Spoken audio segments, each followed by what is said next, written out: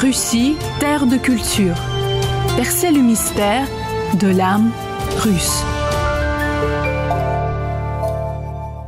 Dans cette édition, nous parlerons de l'enseignement des langues africaines en Russie au fil des décennies, depuis l'époque soviétique jusqu'à nos jours. On a souvent tendance à penser qu'en Afrique, l'anglais, le français ou le portugais suffisent à un étranger. Mais est-ce vraiment le cas ? Quand l'enseignement des langues africaines nationales a-t-il commencé en Russie? Quelles ont été les grandes étapes et où en est-on aujourd'hui? Pionnière de l'enseignement du Swahili en URSS, a fait ses premiers pas en Tanzanie dans les années 1960. Le début de son parcours ayant été marqué par la rencontre avec le fameux Julius Nyerere, père fondateur de la Tanzanie moderne. Apprendre une langue africaine, c'est bien plus que parler. C'est comprendre une culture, tisser des liens et repenser nos relations avec un continent immense et divers. Pour cette émission, j'ai eu le grand plaisir d'accueillir une pionnière de l'africanistique russe, Nelly Gromova, linguiste, philologue, spécialiste du Swahili et longtemps directrice de la chaire d'africanistique à l'Institut des pays d'Asie et d'Afrique de l'Université de Moscou. Son chemin vers l'Afrique a commencé presque par hasard, à la fin des années 1950. Un hasard qu'elle considère aujourd'hui comme un signe du destin. Depuis, elle n'a jamais quitté cette voie. Traductrice à la radio soviétique, elle a foulé le sol de Tanzanie pour la première fois en 1963 et s'est retrouvée, jeune diplômée, à traduire devant Julius Nyerere, qui, stupéfait, lui a lancé « Comment ? Tu parles Swahili ? Où l'as-tu appris ?» Depuis, elle a formé des générations d'étudiants dont beaucoup vivent aujourd'hui en Afrique. Diplomates, chercheurs, entrepreneurs. Pour elle, apprendre une langue africaine, c'est bien plus que maîtriser une grammaire. C'est entrer dans une autre manière de penser, de sentir, de construire le monde. Именно этого Нелли Громова, имя Громова бане Кенингурумов, по-кисвахили.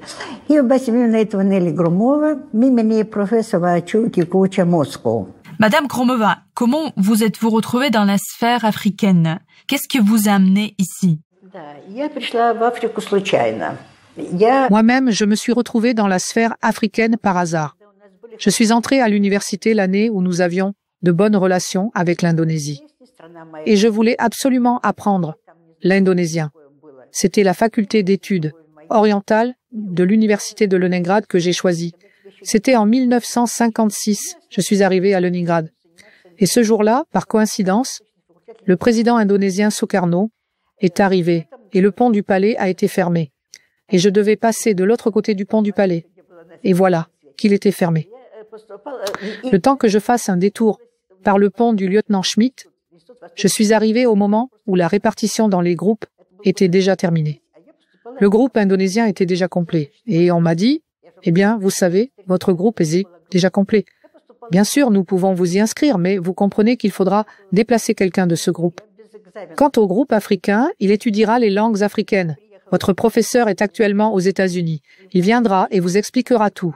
D'ailleurs, voici les élèves. Ils sont dans ce groupe. Le destin m'a mené là, oui, à Saint-Pétersbourg. Ils ne se concentrent pas tant sur la langue parlée que sur la dimension scientifique. C'est une formation philologique. Lecture, traduction, etc. Parler. Eh bien, vous apprendrez plus tard. Quand je suis arrivée à Moscou, j'étais en 3e cycle.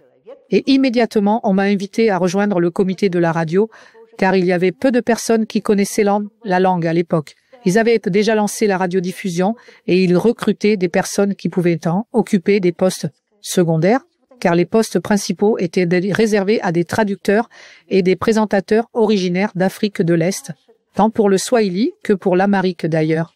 Quand je suis arrivé là-bas, mes connaissances en Swahili étaient purement littéraires, c'est-à-dire que je lisais tout, je traduisais, mais quand on m'a posé ma première question en Swahili, j'ai été prise au dépourvu, bien qu'on m'ait demandé « Comment t'appelles-tu » C'était à ce point-là.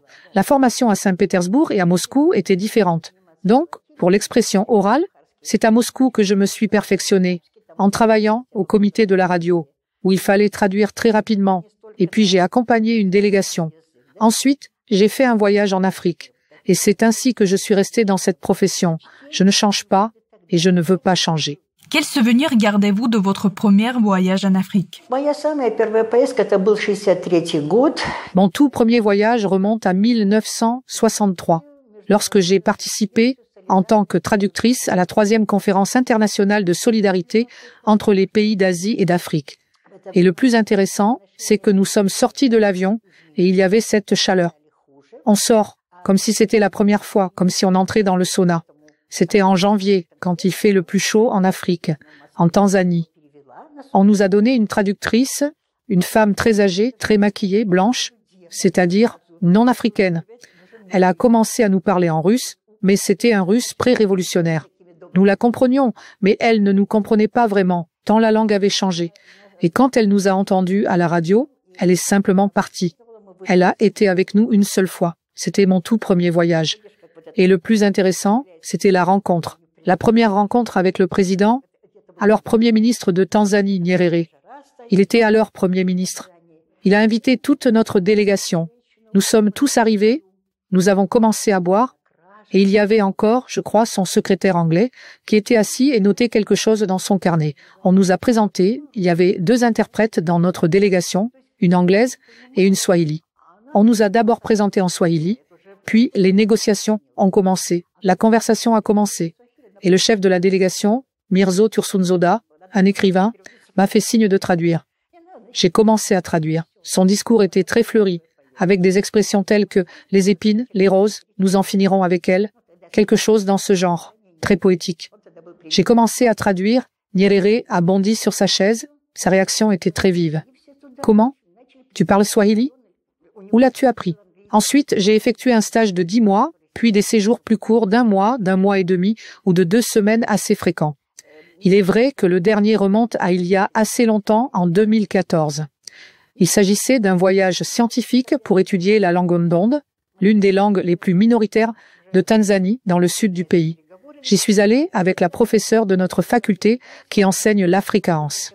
Mais pour sa thèse, je devais découvrir une autre langue très importante pour comprendre l'évolution de la situation linguistique et la politique linguistique des pays africains. Avez-vous des histoires à raconter sur comment l'apprentissage des langues africaines a changé la vie de vos étudiants? Peut-être citer quelques noms. Eh bien, je peux peut-être citer quelques-uns de nos diplômés qui ont lié leur vie à l'Afrique. En fait, c'est aussi un tournant dans la vie, quand tout ce qui compte le plus pour vous est là. Actuellement, l'un de nos anciens diplômés travaille en Afrique. Il s'agit de Rifat Poteev, qui a obtenu son diplôme à l'époque. Le département travaillait pour Radio Russie. Après l'effondrement de toutes ces institutions académiques dans notre pays, il est parti en Afrique et a pratiquement passé toute sa vie en Afrique. Il a travaillé comme directeur de la Maison russe, du Centre russe pour la science et la culture. Une autre personne qui fait partie de la génération intermédiaire, disons, c'est mon homonyme, Mikhail Gromov. Il a soutenu sa thèse de doctorat et vit depuis de nombreuses années au Kenya, où il travaille dans une université américaine tunisienne et enseigne le swahili. Voici un autre exemple, tout récent, celui d'un tout nouveau diplômé. Il y a 5 ans, un diplômé est parti en Afrique. Egor Tikhonov travaille et fait des affaires en Afrique. Ce sont des gens qui se sont tellement passionnés pour la langue swahili et l'Afrique en général qu'ils sont maintenant là-bas, en Afrique, où ils travaillent. Russie, terre de culture, l'émission où les continents se croisent et les voix s'unissent. Madame Gromova, pourquoi est-il important d'étudier les langues africaines nationales? Oui, nous pouvons nous débrouiller avec le français en Afrique occidentale. Oui, on peut se débrouiller avec l'anglais dans le reste de l'Afrique et avec le portugais dans certaines régions. Mais si on veut vraiment se comprendre, si on veut saisir la mentalité de ces gens, ce qui est super important, pas seulement pour la langue, mais aussi pour l'économie, pour comprendre comment ces gens peuvent agir, comment ils peuvent faire les choses, c'est précisément en apprenant la langue, en la maîtrisant, que vous le découvrirez. C'est pourquoi il faut apprendre les langues africaines. C'est utile, c'est important et c'est nécessaire. Toutes les langues africaines sont intéressante. Il existe un institut de linguistique au sein de l'Académie russe des sciences qui se consacre aux langues africaines rares. Or, malheureusement, ces langues africaines rares qui intéressent la science ne sont pas enseignées. Nous choisissons les langues les plus importantes pour l'enseignement, celles qui peuvent être utiles dans les relations avec les pays africains. Parmi toutes celles-ci, la première place revient au swahili. C'est la langue la plus enseignée dans les différentes universités du pays. En fait, pas seulement dans notre pays, mais aussi à l'étranger. Eh bien, comment cela s'explique-t-il? En premier lieu, par le nombre de locuteurs du swahili. Selon les données de l'UNESCO, 200 millions de personnes dans le monde parlent le swahili. C'est donc une langue importante. De plus, maintenant, vous savez que c'est l'une des langues qui a été déclarée internationale depuis 1921. C'est l'une des langues de travail de l'ONU. Son niveau a été donc rehaussé. En ce qui concerne les autres langues africaines, la première que les Russes ont commencé à apprendre et à découvrir était l'amharique. Cela s'explique par la proximité de nos liens confessionnels avec l'Afrique, bien que l'orthodoxie en Éthiopie soit légèrement différente de la nôtre. Puis il y a eu cet intérêt pour l'Afrique. C'est pourquoi, dès la fin du XIXe siècle, on a commencé à étudier la langue amharique. La première langue enseignée était justement le swahili. Les cours ont commencé en 1939 à l'université de Saint-Pétersbourg, alors appelée Université de Leningrad. C'était la première promotion.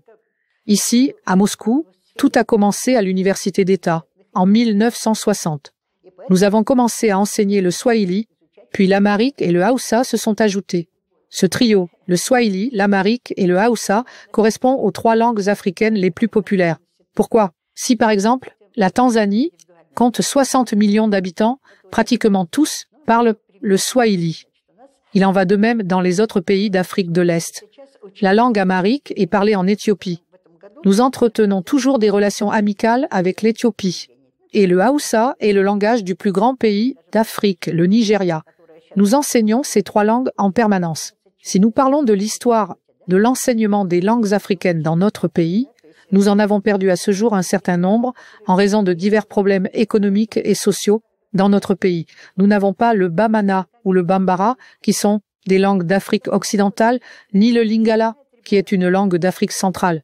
Nous n'avons pas de langue d'Afrique australe, comme le zoulou. Nous n'avons pas le somali, ni plusieurs autres langues. Derrière chaque langue africaine se cache un monde à découvrir.